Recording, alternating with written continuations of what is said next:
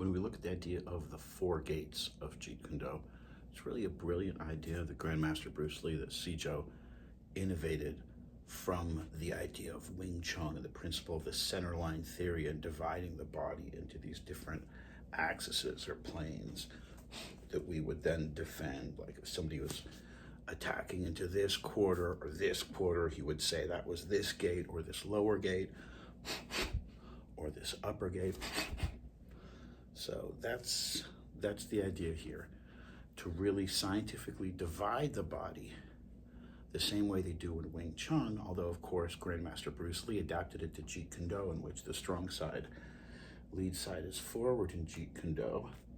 You have this kind of braced block, this tipping back of the shoulders, this very similar to what they call the Philly shell in boxing, this very, very kind of sophisticated, super advanced boxing style and kickboxing style, where unlike the regular style where you have your hands up and defend with your hands, this style you're defending with distancing, slipping, using your shoulder to bump the opponent off.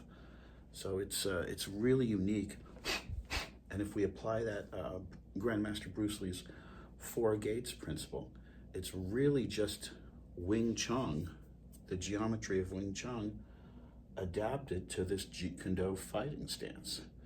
So really we can think of the gate in old school terms like being out here, or just think of it like, you know, in Muay Thai they have the same concept. They talk about it like a circle, a clock, and you should, when sparring with your opponent or the beginning of the fight, attack all time periods on the clock, namely kick him from down here, kick him from this angle, kick him from up here, you know, like see how he defends against all those different, see where the weaknesses are in that circle. So Jeet Kune Do divides it into a center axis as opposed to an outer circle, but it's the exact same idea.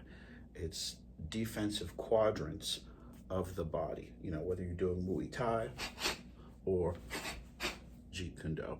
So really, you know, and of course we can apply a Gong Sao to it, all these kind of like, you know, Tan Sao, Gong Sao, Pak Sao, all these type of modern, kind of traditional Jeet Kune Do and Wing Chun blocks.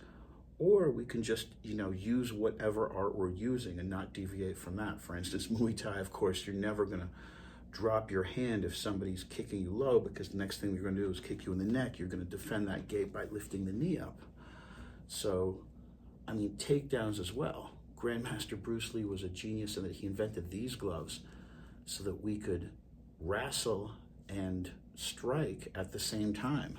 You know, people forget he was the first one who was about pressure testing the BS, about challenging the traditional concepts and notions and forms and all that, and really being like, let's see what actually works against the highest level opponents. So big up to him, and you know, being the first person to really expose Bullshido and expose the fact that martial arts genuinely does have, you know, great traditions, but also has some kind of, you know, pompous ones, and some which, you know, don't really serve the nature of effective combat.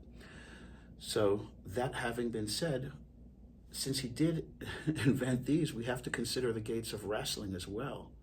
The position to where your body is in. I mean, sprawling would have to be a gate. Lateral motion.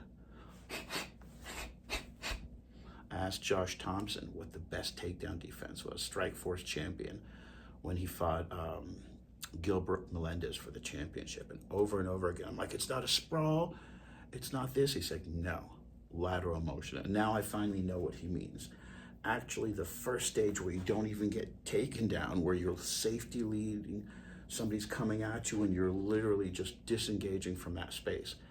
That is literally the best takedown defense. So it's, you know, before you sprawl, before you get underhooks, before you get any of that stuff, all of that is because you failed to manage the distance, you know, which you would if you had good lateral motion. So we got to add those two gates too, the lower ones, and leg kicks as well, because Bruce Lee was all about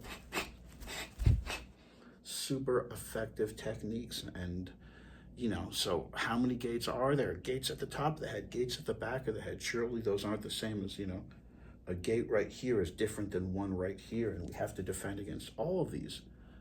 So it's really infinite when you think about it, especially when you add the logistics of another person moving toward you, the dimensions that we can kind of incorporate these strikes into effectively. So that's my thought for today.